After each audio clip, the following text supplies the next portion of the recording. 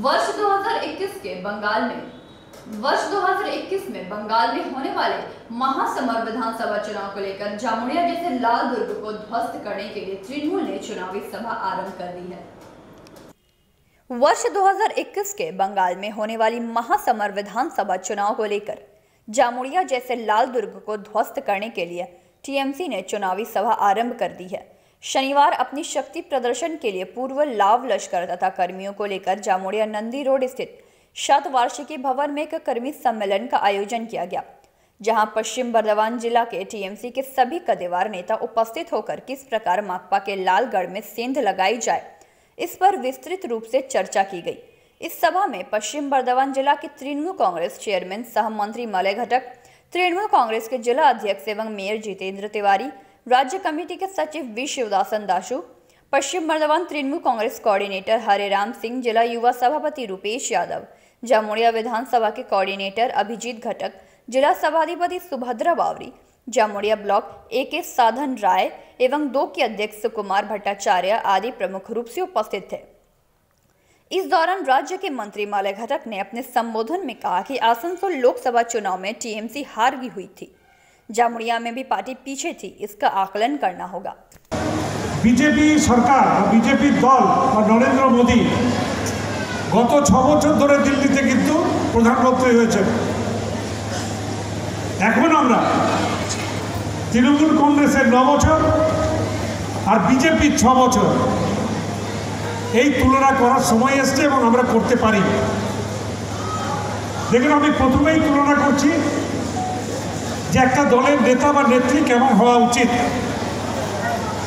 আমাদের নেত্রী মমতা বন্দ্যোপাধ্যায় 7 বারের এমপি, 3 বার দিল্লিতে মন্ত্রী, 2 বারের মুখ্যমন্ত্রী, কিন্তু তিনি আজকেও 250 টাকা দামি শাড়ি পরেন, আজকেও হাওয়াই চপ্পল পরেন এবং আজকেও একটা টালির চালা ঘরে তিনি বসবাস করেন।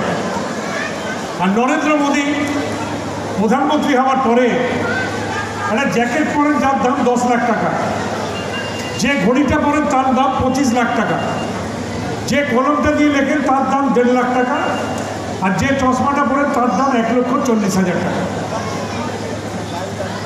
এই তুলনা আপনারা বুঝতে পারছেন যে একজন রাজনৈতিক নেতা, একজন মুখ্যমন্ত্রী এবং একজন প্রধানমন্ত্রী, এই দুজনের যে লাইফস্টাইল, যেভাবে তারা থাকেন। আজ 4 দিন আগে আপনারা দেখেছেন যে কলকাতায় যে আমাদের নবান্ন অভিযান করেছিল বিজেপি। অনেকে আমাকে জিজ্ঞেস করছিল যে এই নবান্ন অভিযান মানে কি, আপনি কি ভাবছেন, এত লোক হয়েছিল, এত উৎসাহের সঙ্গে বিজেপি কর্মীরা গেছিল। আমরা বলেছি যে আমরা ধরে নিয়েছি, এবার আমাদের বিশ্বাস হয়েছে যে আর বিজেপি ক্ষমতায় আসছে। কেননা ভোটে জিতে যদি নবান্ন যাওয়ার ক্ষমতা থাকতো তাহলে জোর করে কেউ নবান্নে ঢুকতে পারত না। জোর করে কেন যাচ্ছে, তারা বুঝে গেছে যে নির্বাচনে গণতান্ত্রিক ব্যবস্থায় ভোটে জয়লাভ করে আমরা নবান্নে যেতে পারবো না, তাই জোর করে এটা ঢোকার চেষ্টা। এই আমাদের এই প্রেক্ষাগৃহে আমাদের মিটিং হচ্ছে। তৃণমূল কংগ্রেস কর্মী জোর করে কেন আসবে? সে তো তৃণমূল কংগ্রেস করে, তাকে তো এমনি আসার সুযোগ করে দিয়েছে আমাদের দল, তার তো জোর করে আসার প্রয়োজন। জোর করে কে আসবে? যে জানে যে জোর না করলে আমাকে এখানে ঢুকতে দেবে না, সে তো জোর করবে। তো নবান্নে যারা বিশ্বাস যদি থাকতো বিজেপি যে তারা ভোটে জিততে পারবে, তাহলে এইভাবে তারা নবান্নে জোর করে ঢুকতে দিত না। তাদের রাজ্য সভাপতি দিলীপ ঘোষ তিনি বলেছেন শান্তিপূর্ণ আন্দোলন আমরা করতে গেছি। টিভির পর্দায় আমরা দেখলাম কি ধরনের শান্তিপূর্ণ আন্দোলন। শান্তিপূর্ণ আন্দোলনের নামে আমরা দেখলাম আর্মস নিয়ে গেছে মিটিং। শান্তিপূর্ণ আন্দোলনের নামে দেখলাম আমরা ইট পাথর, কাঁচ ভাঙা, কাঁচ লাঠি ডান্ডা এগুলো নিয়ে শান্তিপূর্ণ মিছিলে গেছি। আমরা বিজেপি নেতাদেরকে বলি যে ধরনের শান্তিপূর্ণ মিছিল, যে ধরনের শান্তিপূর্ণ আন্দোলন আপনারা নবান্নে করলেন, ওই ধরনের 1 ঘন্টা শান্তিপূর্ণ আন্দোলন যদি আমরা জামুড়িয়ায় করি তাহলে বিজেপি লোকদের কি হবে ভাই, এটা তো একটু বুঝতে হবে। আমরা এটা করতে চাই না, কারণ আমাদের দলের স্লোগানই হলো বদলা নয় বদল চাই। তাই আমরা সংযত থাকি।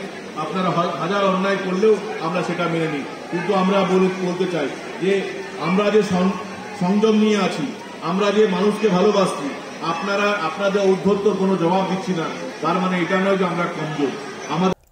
जामुड़िया से दिलीप साव की रिपोर्ट, पीवी न्यूज।